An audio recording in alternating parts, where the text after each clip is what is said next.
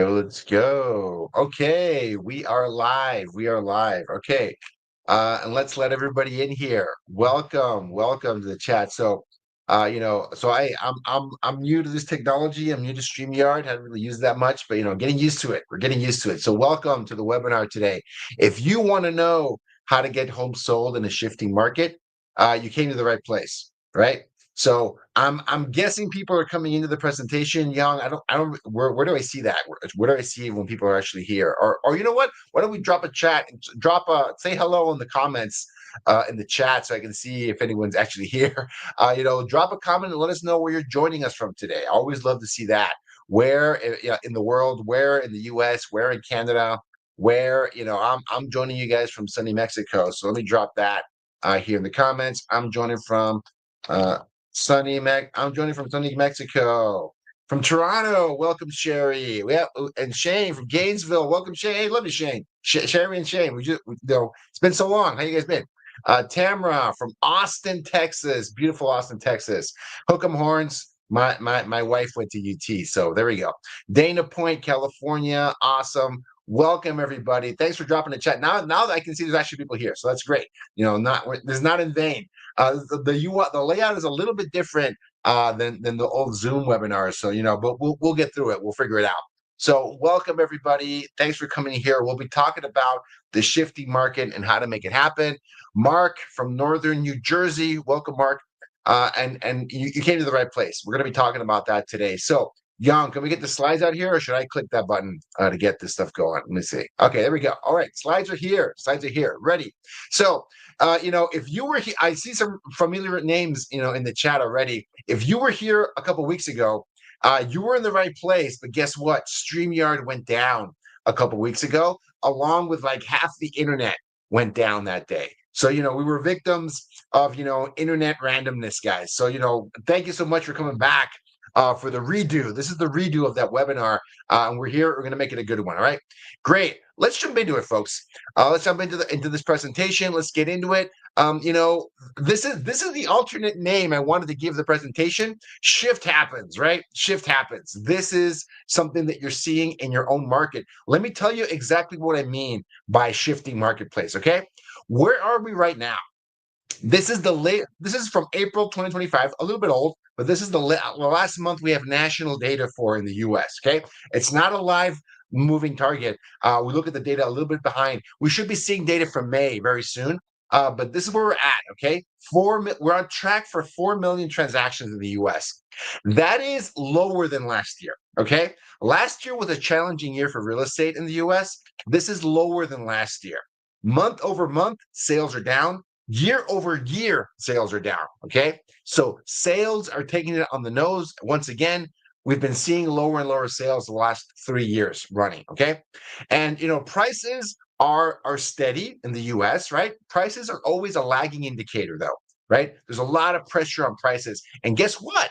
Inventory is going up. Okay. So, inventory is going up. It's 4.4 months nationally, up, way up from a year ago.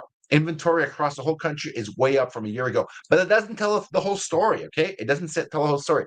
I like this chart, right? This chart is by city. Okay, it shows the major markets in the U.S., and if the city is a brown color, it has less listings than 5 years ago, or sorry, 6 years ago, pre-COVID, like a typical market pre-COVID.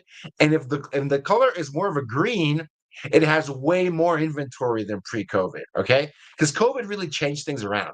So we've been trying to, as a country in the U.S., we're trying to get back to levels of inventory that were normal pre-COVID. Well, some of these markets, look at the colors: Colorado, Texas, Florida, Georgia. My home market, Seattle, Washington, taking it on the nose. Inventory is way above pre-COVID levels. Okay. Inventory is up pre-COVID levels in a lot of parts of the country. If you're in one of these parts, right, you know what I'm talking about. Okay. Inventory is up even past pre-COVID levels. And in the Northeast of the US, It's the opposite. Still have less inventory than before the pandemic. You're still not even back to pre-pandemic levels of inventory. So we're seeing a very disparate market. Here's another way to look at it. I think it's a little bit easier to look at the same information, same kind of information, but instead of broken out by city, it's broken out by state. Okay, you can see it. The more green means you've got way more inventory than 5 years ago, than 6 years ago, pre-COVID. And the more brown you are, you got way less inventory than pre-COVID. Okay. So number one thing is identify where are you on this chart? Okay. If you're in a state that is super brown, I don't think most of this stuff might not apply to you as much. Okay. You might get some value out of this webinar, but the people that get the most value are if your state is a lighter or darker shade of green, which means your inventory is way up. Inventory is way up, even from pre-COVID levels. Okay. That's setting the stage. That's what I mean by the shifting market. This was unheard of a couple of years ago. Every state was below COVID inventory levels pre-COVID, right? Every state was that. It just, what shade of brown were you? There was no green at all in this chart. Now some of these states are bright green, right? Because inventory is way, way up, 100%. Okay, let's keep going. All right. So what do you do about this, right? What do you do? What do you do? A lot of agents are confused. A lot of agents are concerned, right? They're worried. They are actually not sure what to do. They don't know. Like, hey, what can I do about interest rates? What can I do about tariffs? What if tariffs played a role in this, right? What can I do about rising inventory? What can you do about higher days on market? That's a big factor in how we sell homes. How many days on market is average for your area? It's going up in a lot of these areas, right? What do you do about prices going down? In a lot of those areas where the colors are bright green, there's a lot of pressure to bring prices down because there's a lot of competition. We're shifting from a seller's market that's been going on for the last 13 years. We've had 13 years of a super hot seller's market into a more balanced or even more of a buyer's market. Okay. What do you do about that? What can you do? Okay, so I'm going to take a little bit of a step back. We're going to talk about we're going to go tactical on this webinar, but I want to say one thing, right? Folks, a lot of agents are panicking out there. A lot of agents are really concerned. They don't know what to do. And a lot of agents are giving up. They're throwing their hands up and saying, you can't, no one's buying in this market. No one wants to sell in this market, right? There's too much competition. No one wants to buy. Interest rates are too high. That is not true, okay? Just that's factually incorrect because we're going to sell 4 million homes in this country this year, 2025, okay? Like that is a big thing. 100%. You've got to be sure that you understand that, right? Homes are being bought and sold every single day.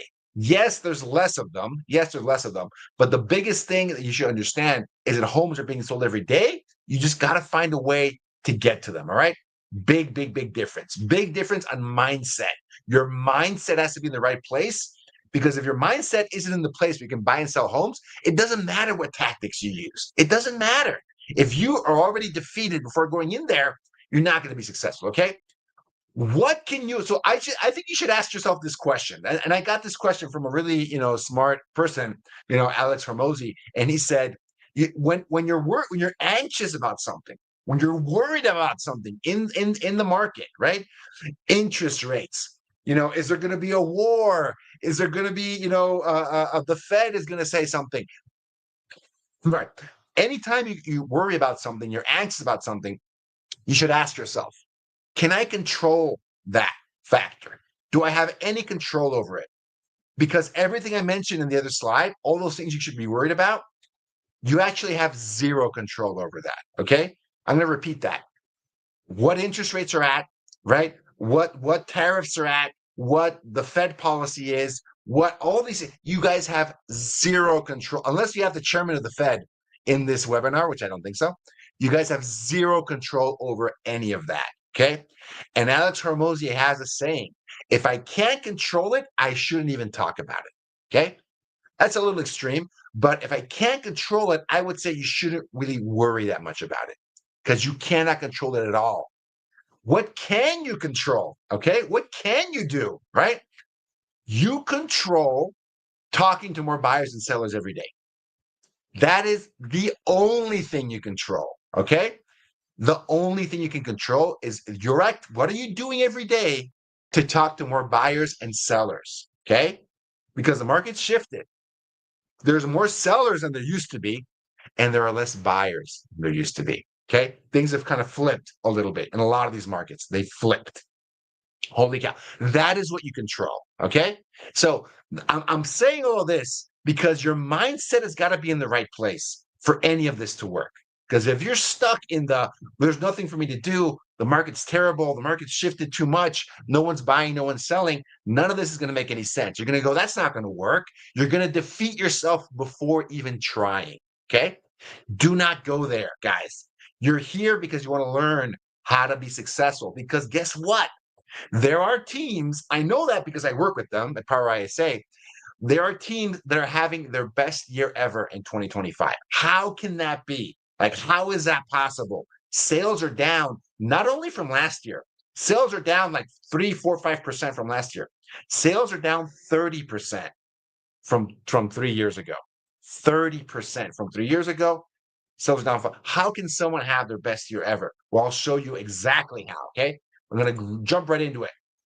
There is this concept called demand generation. All right. There's demand generation because here's a fact, guys. Here's a fact. Like I said before, sellers outnumber prospective buyers right now in a lot of these markets, nationally and in a lot of these markets, right? Especially a lot of these markets. Sellers outnumber buyers. There's less buyers out there. Okay. Gus, how can I grow my business if there's less buyers out there for homes? You've got to do a better job capturing the ones that are out there. You've got to do a better job at generating demand. Okay. You should generate that demand. You've got to change your offer. That's what I mean. You have to come up with a better offer because the fact is there are less buyers out there than there were a couple of years ago. What can you do? How are you going to adapt to that? All right. So I really like this book. If you haven't checked it out, this is a free book. You can actually watch this book. It's called $100 Million Offers. All right. It's a great book. It's a general business book. It's not a real estate book. It's a general business book. But I'm going to summarize it here for you. Okay. How can you stand out from all the other agents that are looking for clients right now? I'm going to focus on buyers. The first part of this webinar is focused on buyers. The second part is more focused on sellers. Okay. How can you stand out in this marketplace? All right. So there's less buyers, and the buyers that are out there are scared. They have anxiety. They're concerned, right? What are buyers concerned about? What are sellers concerned about, right? How can you make them an offer that addresses some of those concerns, right? That makes them feel better about it, that makes them feel like they can have an opportunity even in this market. We should be asking ourselves that question, all right? That's 100% what you should be looking at. This concept of an offer, we're in real estate, guys. What are you talking about? We all have the same offer. We're all selling homes. That is not correct. Okay. That's not correct. Your offer to a potential buyer, to a potential seller, is not just getting them on the MLS, right? They can do that for a flat fee in most markets, right? That's not the value you've got. Okay. That is not it. You have to come up with a better offer because in a market that has less sales, less buyers, you have to up your game to grab more market share. Okay. Not just survive, but to thrive. You have to come up with a better offer. And I'm going to give you some examples of offers that are working in this market to generate more demand. To generate more demand. All right. Let's jump into it. Here is a great example. Okay. Assumable mortgages. All right. Assumable mortgages. What does that mean? For the folks that don't know about this, you might be under a rock the last couple of years. There's a bunch of different government-backed mortgages like USDA, VA, FHA, that a lot of them are assumable, okay? You can have another buyer come in, and as long as they qualify, right, for that mortgage, they can assume it and keep the old interest rate, all right? There's more details to it, right? It's a little bit more complicated than that, right? But I happen to know a lot of people that are working with this company called Assume List, and they help you kind of figure this out. All right. They take you by the hand and walk you step by step through that transaction. All right. That's huge. That's massive. All right. But this is how a lot of agents are attracting buyers in this market. They're offering them a list of homes that have assumable mortgages. Okay. This is a great way to attract buyers. This is a great way because a lot of buyers, like I said before, how is your offer addressing the concerns of the marketplace? Okay. Buyers are concerned about interest rates. There's no way around that. Buyers are concerned about interest rates. People were saying interest rates are going to go down, but they haven't really gone down much at all. Is it going to happen later? Is it going to happen now? We're not sure. The last thing we heard from the Fed is they're not changing anything. Okay. So we don't know if and when interest rates will go down. How can you save people money on interest rates right now? All right. That is what your offer should focus on. If the marketplace is concerned about interest rates, give them solutions to interest rates. All right.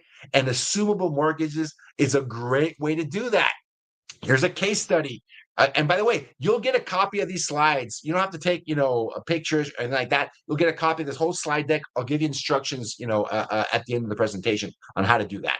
But here's a case study. Mike Lorino, he runs a very successful real estate team out of Northern Virginia, and he's having his best year ever in 2025. How is that possible? Because Mike, he went all in on assumable mortgages, right? That is his number one offer, and it's his number one lead source. Finding people that have assumable mortgages that want to sell, and people that qualify for assumable mortgages that want to buy. Okay, if you're in a large city, you can have VA, FHA all over the place, right? If you're near a military installation, like a major military, most large cities in the US have major military installations. And some small cities have massive military installations. This should be something you're looking into.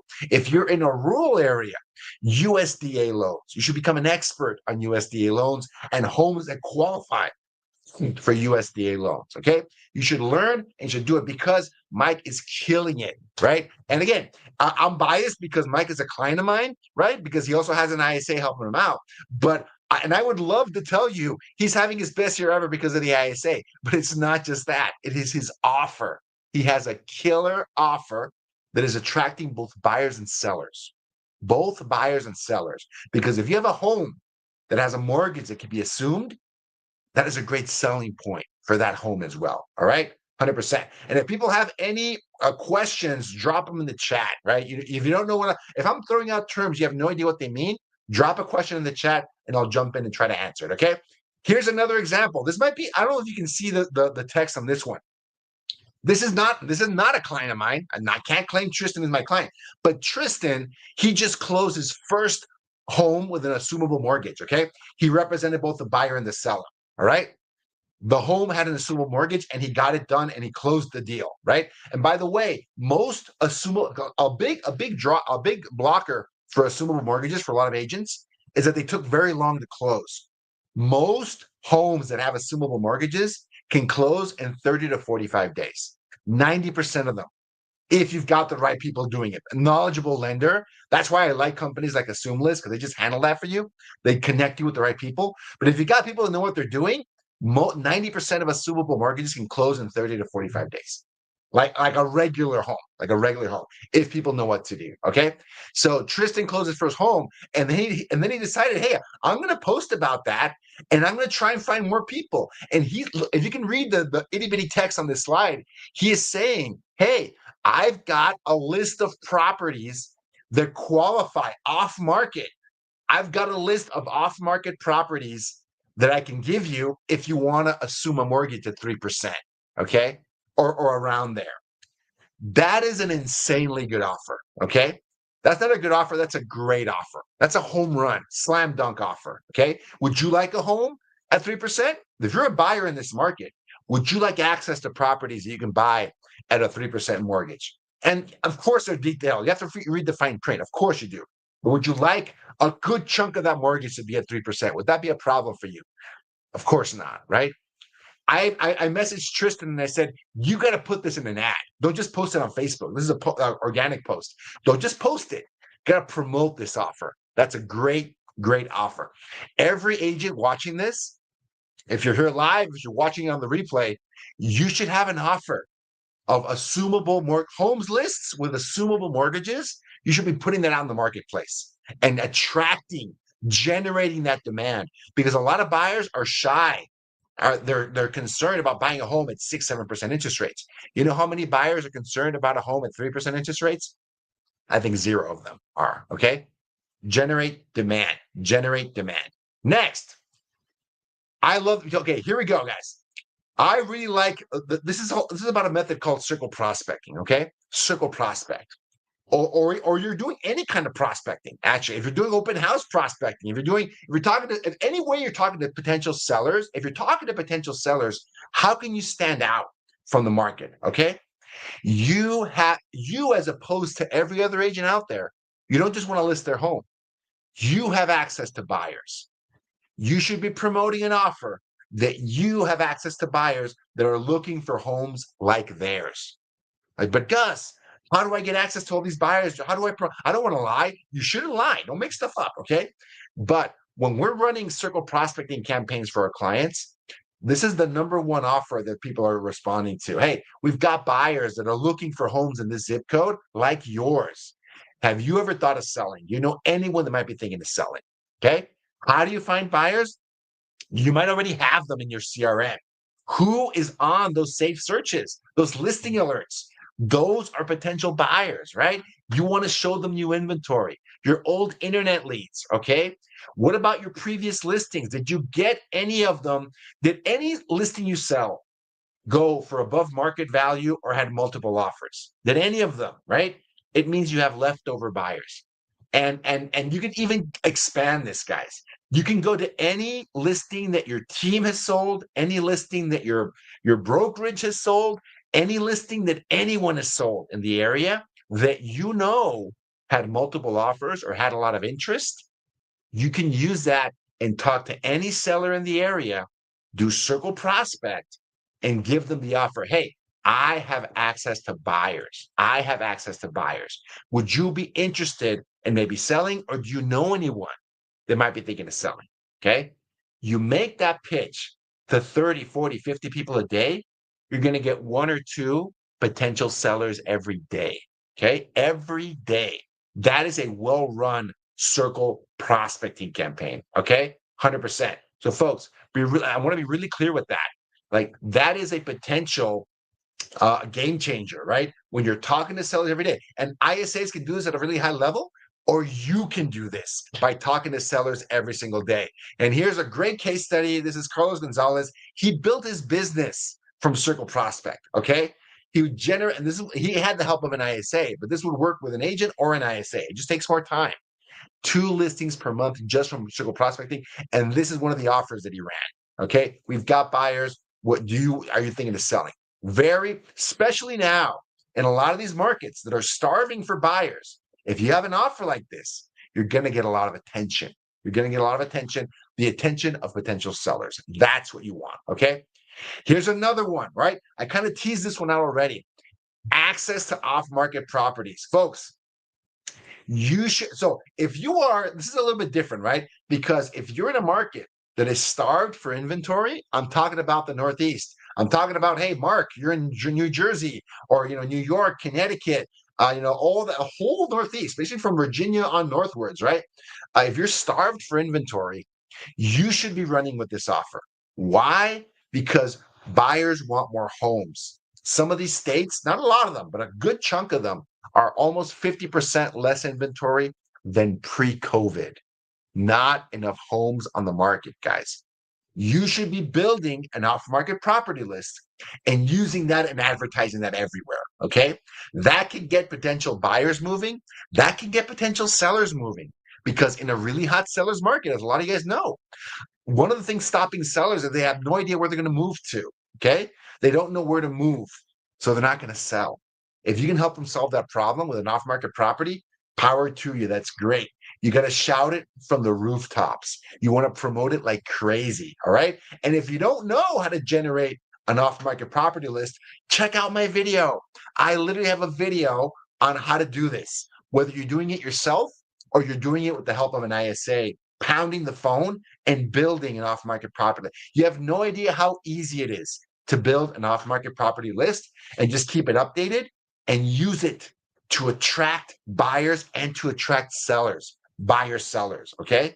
That's what you want to do. You want to generate demand with a better offer.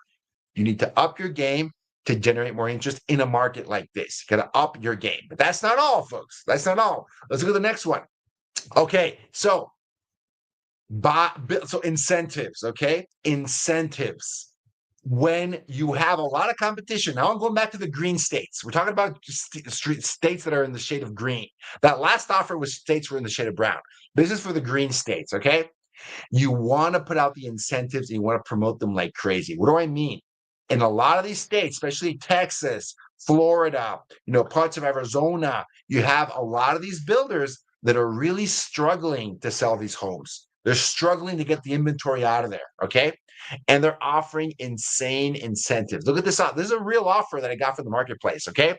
A builder is offering a combination of 2-year buy down, right? A 2-year rate buy down to the 3% and the 4%, and then they're going to help them get a 5% mortgage for 30 years. All right. That is ridiculously good in this market. It's ridiculously good. Great, great, great offer. A lot of buyers would jump at this offer. Okay. A lot of builders in your area are making offers like this. They're giving out cash incentives. They're buying down the interest rates. They might even be losing money on some of these homes that they built, but they need to get out of these properties and to get out of these communities and on to the next project. So they really want to promote this. So sellers that are facing a lot of competition, they should be offering this. They should be, remember, the 2-1 buy down, lower the interest rates, right? Every single seller that is facing really stiff competition, bringing down the price is not the only thing you can do, okay? A price adjustment is not the only thing you can do. You can also sweeten the deal with an incentive, okay? A rate buy down, a 2-1 buy down, whatever good contribution to those closing costs, you should be offering and setting yourself apart from other similar properties. This is another way to do it. This is another tool in your toolbox. But the builder incentives in some of these areas are just insane. They're crazy good. And a lot of buyers have no idea about them. Okay. They don't know about them. So you should be you should, again, maybe you need permission to do this. Maybe you don't. You should be grabbing those builder incentives and giving them to the marketplace, promoting them to the marketplace. You can run ads around this. I have agents running ads on homes lists for the best builder incentives, okay? The best builder incentives in this area. And people are doing this in Utah, in Tennessee, and a lot of the markets that are a little bit greener right now, right? Utah, Tennessee, Texas, a lot of them, right? I'm seeing this offer. Agents are generating demand by promoting these great, great builder incentives and becoming the expert. Like I said, you might have to become the expert in assumable mortgages. You might have to become the expert in builder incentives. Which builders are offering the best incentives? Which have the best? That's one factor in the decision because obviously it has to do with the quality of the builder, the location, the school district, all those things matter, right? But all those things being equal, you should know which builders have the best incentives because you want to be an expert in that and you want the marketplace to know 100%. Let them know that this is working and this is available to them. All right. Another one, folks. Okay. And again, you might be a fan of expired listings or you might not be a fan of expired listings. Okay.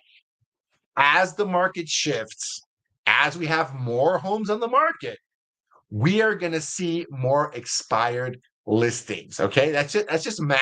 Okay. It's just a function. It's just a numbers game.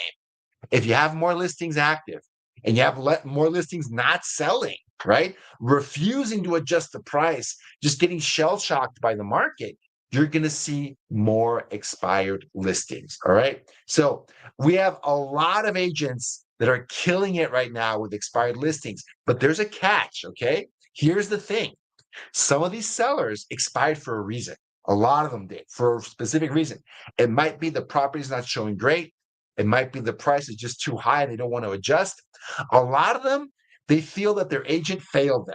Okay. That's a real seller feeling, a real seller perception that the agent told them that they might sell, or they perceived that the agent said they would sell at a certain price or not selling. And the agent is telling them to adjust the price and they don't believe them. They don't trust them. So when they expire, they're open to other opinions. That's what it means. That's how I see it. Okay. They no longer trust or want to work with that previous agent. and they are open to other opinions, you can give them that opinion. And you might have, this happened to me. It might have happened to you.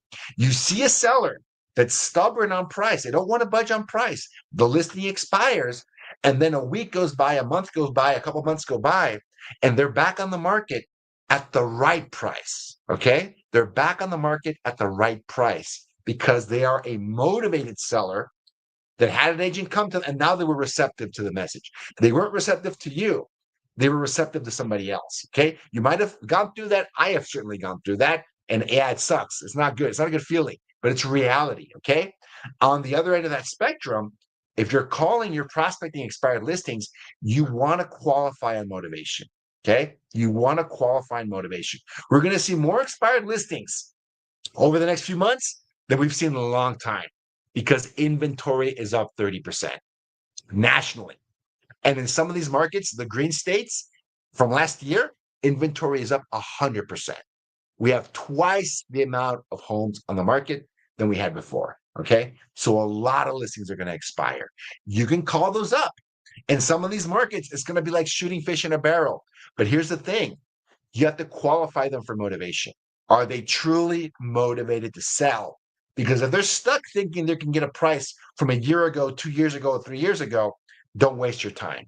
That seller's not going to budge. Find the sellers that are actually motivated to sell and talk to them and work with them. Help them. Okay. And here's another nugget. Old expireds work as well. Expireds from 6 months ago, a year ago. If I were prospecting for expireds right now in my market, I would go back to the summer of 2022. I'm not joking. I would call listings that were on the market 3 years ago, right? Right as the market was shifting, summer of 2022. That's when the market started to shift. It went from a super hot seller's market to higher interest rates and more of a balanced market, right?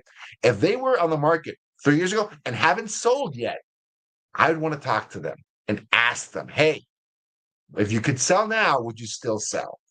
But I'm not going to get this much money and this and that. You know what? I'll help you figure out how much money you could get for the property. If I could get you a qualified offer, would you be at least interested in selling? Well, maybe. Okay, great. Let's talk more. Let's talk further, right? Let's see where they're at. And let's see if their expectation is realistic. Because if their expectation is they want to sell for a price from 3 years ago, it's not going to happen. It's not going to work in a lot of these markets, right? It's just not going to happen. So you got to be realistic with them, qualify for motivation. All right, next one. Oh, and here's a great case study of an agent that did exactly this, right? And one of the toughest shifting markets, COVID boom, COVID bust town, and just shooting fish in a barrel with expireds. Johnny Wells got 6 listings in 5 weeks with an ISA helping him out, helping him prospect, and just calling expireds. Old expireds, new expireds. If you have a lot of expired listings in your market, and a lot of them do, and they're only going to go up. Let me be clear on that, right? My prediction, since inventory hit like a 6-year high in March, expireds are going to hit a 6-year high in September because a lot of listing agreements last about 6 months, right? So super high inventory starting in March. We're going to have super high expired listings in September, October, November, especially December and January. It's going to be crazy. If you've ever thought of going into expireds, now would be a really good time. There's going to be way more of them available. Okay. All right. Here's another one. Here's an oldie but a goodie. An oldie but a goodie. Guys, another strategy to be successful in a shifting market is your own database. Now, people might be rolling their eyes. Gus, I've heard of this whole database thing before. My database is not working, Gus. It's not as good as it used to be. I used to build my business just on my database, and it's been drying up for the last year, for the last few months. It's not what it used to be, okay? Guys, I'm going to be honest with you. A lot of you guys have never truly prospected your database, okay?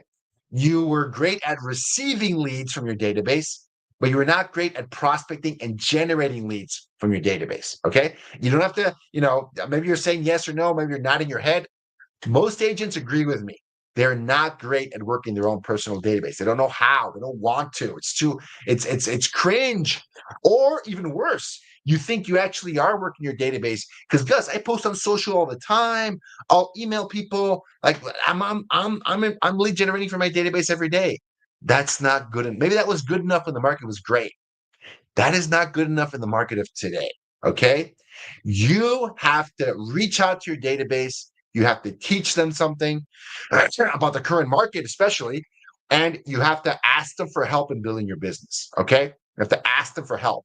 And if you're curious about how to do that, I have a video from Elsie on that as well.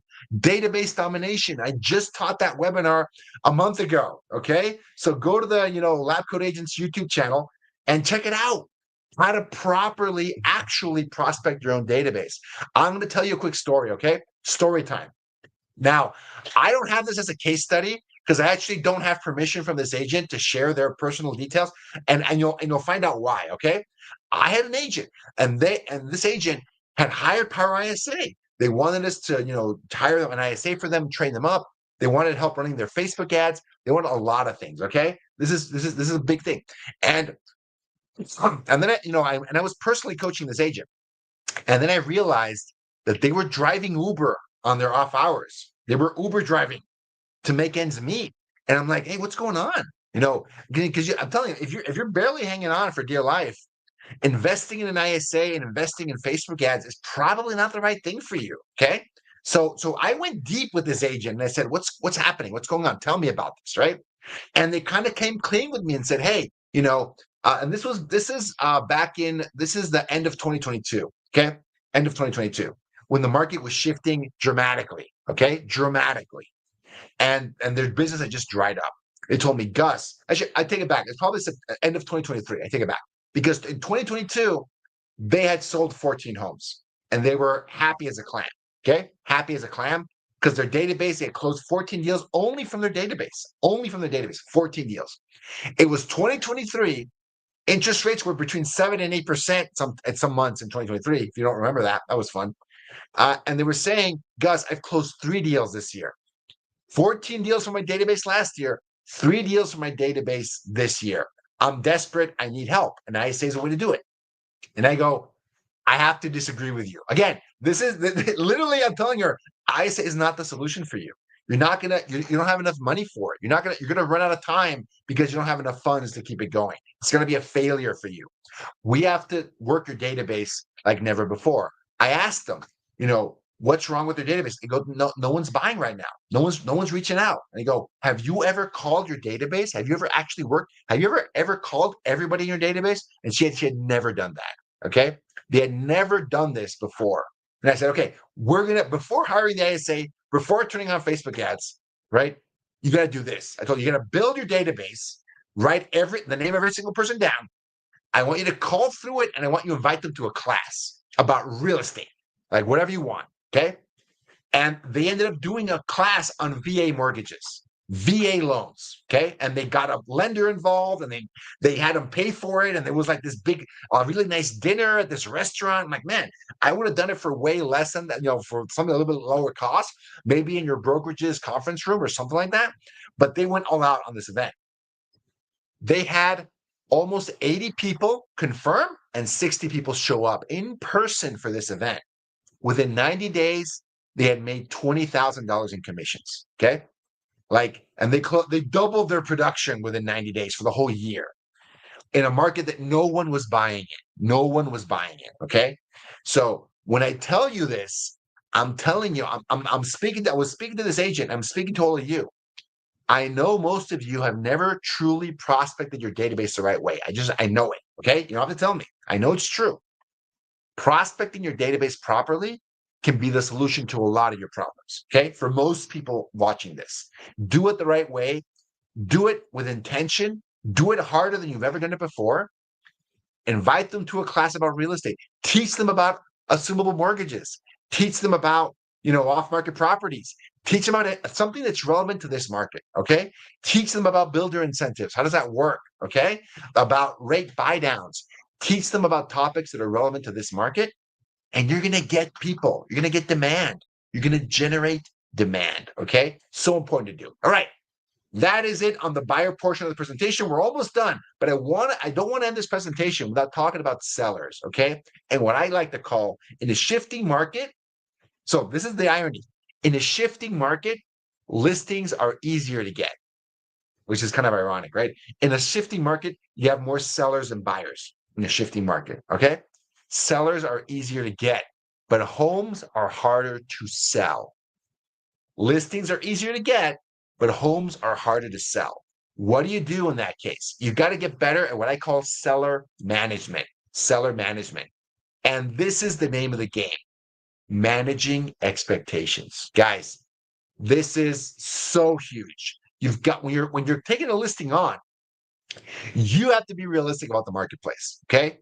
You got to make sure your seller has a strong motivation. A few years ago, sellers would go on the market just to see how much they could get. Like they would say, hey, if I can hit this number, I'll sell. If I don't hit that number, I don't want to sell. Right. There were sellers like that. There was a lot of them. Right.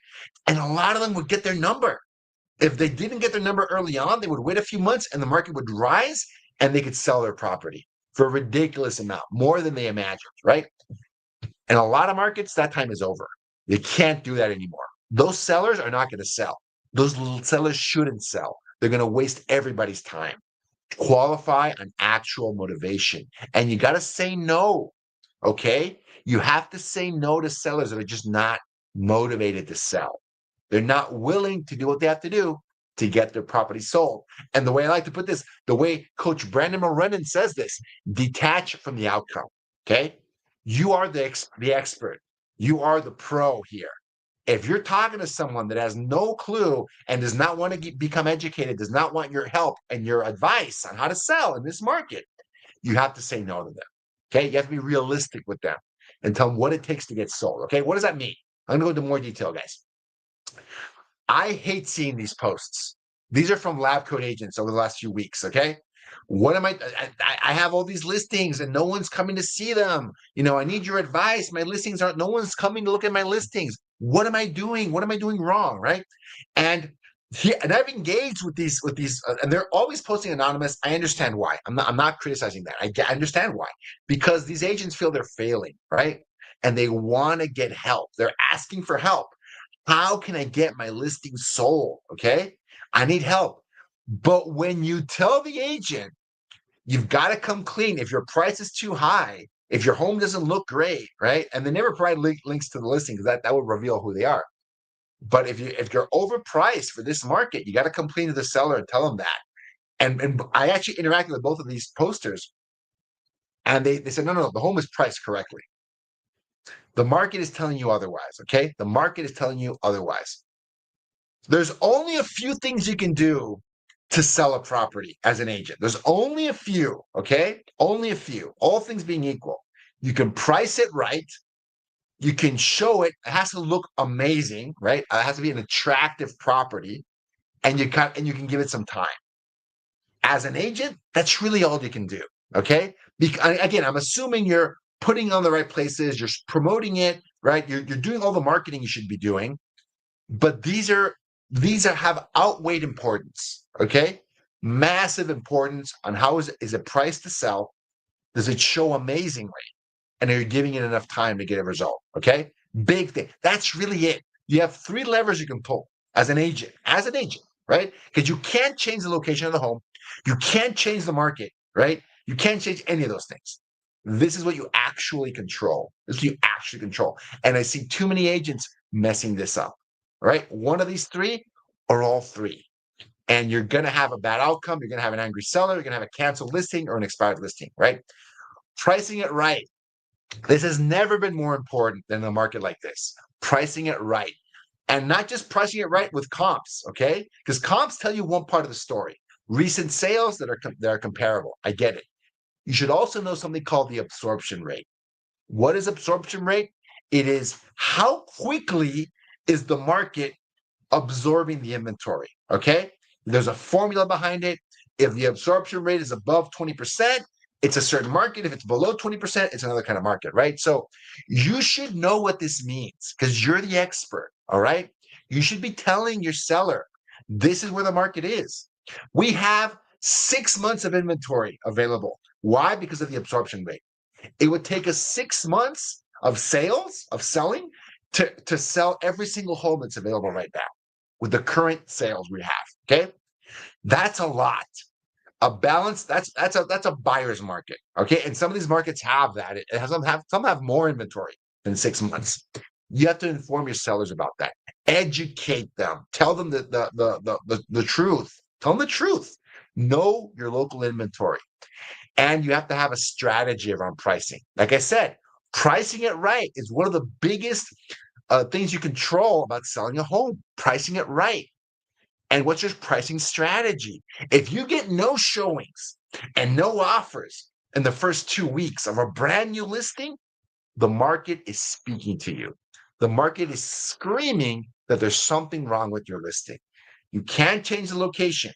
If it looks great, it shows amazing. You can't change what it looks like, right? What can you change? You can give it more time, probably not going to help out, or you can adjust the price. What are you going to do? What's the plan? You got to go into it with a plan, all right? And guys, this is a huge, okay, this is because a lot of agents are, I'll be honest with you, a lot of agents, this is the last slide. We're almost done here, guys. This is so important because a lot of agents are scared of having that conversation with their sellers. Okay. I understand it. I have empathy for that. There's fear. They're saying, yeah, but they're going to come to me and say, well, what are you doing to sell this property? You got to promote it more. You got to put it in front of more buyers. What are you doing? So when I was an active agent, when I was in production, every single listing I had would get a weekly listing report and it would show them exactly how many people are looking at the home. How many are looking at it through the MLS? How many are looking at it through Zillow and Trulia and all these other Realtor.com? How many people are looking at it from my own paid social media ads? How many people are looking at the property? Because ultimately, that's my job to get as many eyeballs on it, right? Because a seller is always, they're stubborn. They're going to say, well, you haven't done your job. You haven't shown it to enough people. There's got to be someone out there willing to pay this money for that home. And you can show them this is exactly what I'm doing to promote your property. These are the results of that. Why isn't it selling? Okay. If it looks great and you're promoting the hell out of it, we got to make an adjustment. And we cannot adjust what it looks like if it looks great already. We can't change the location. What can we change? And that is adjusting the price. In a market where prices are going down, you don't want to get cut trying to catch up to the market. You've got to price ahead of the market. Got to price ahead of the market or you're dead, guys. It's not going to work. You've got to get ahead of it. And I actually have an example. Let me show this. Young, let me share my screen real quick and show people. And I'll share this at the end, by the way. I'll get a copy of this. This is an example of what a weekly seller report looks like. So I'm going to share this real quick. Jan, can we put that? Can we share the screen so people can see my screen? It should be to show the weekly listing report.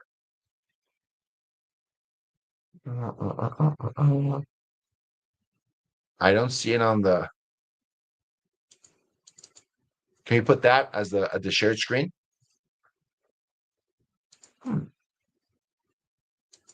I don't see it here on the. Okay, here we go. Let's put it. Okay, here we go. Great, awesome. Thank you so much. Okay, so just look at this. Okay, so this is an email. We'd send this as an email, right? Every single week, right? And we go executive summary. What's happening with the property this week? Okay, web activity summary. How many people are watching it, right? How many people saw the property? How many eyeballs are on the property, right? You know, how many, leads are we generating, right? How many people are watching it on the MLS? Okay. Uh, Summary from the last open house we did. Any feedback we've gotten from agents. Okay. And market summary and current competition. Okay. How are things going in the market and who are we competing against in this market? Right.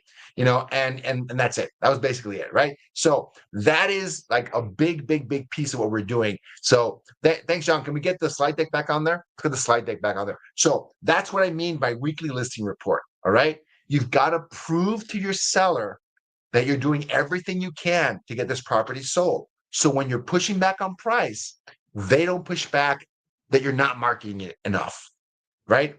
That not enough people are. The only reason it's not selling is that not enough people have seen. So Sherry, I'll share this with you guys at the end of the presentation. So if you email me, you'll be able to see this. You'll get a copy of this. So that's the demonstration. So that's the end of the presentation, folks. So thank you so much. Thanks, everyone. Yeah, I'll share that with you guys.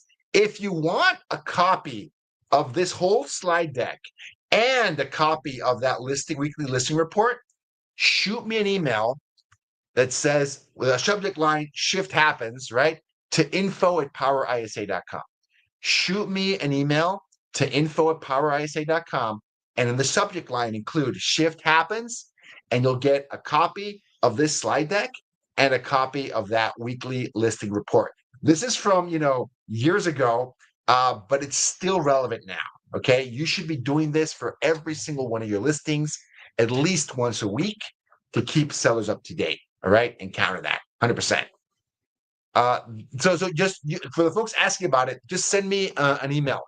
So Mark, no, Mark, send me an email to info@powerisa.com. Send it over, and I will reply. Actually, a bot will reply with a link to that, right? So I'm not actually going to email you back, which is fine.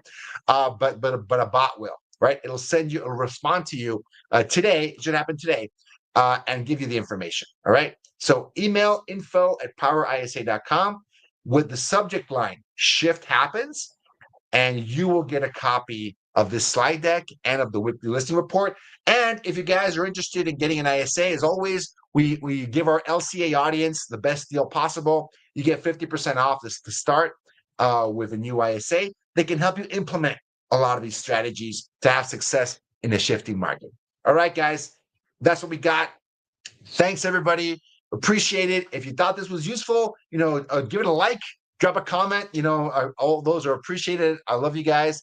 Thank you so much for being here, and I'll see you guys on the next one. Thanks, everybody.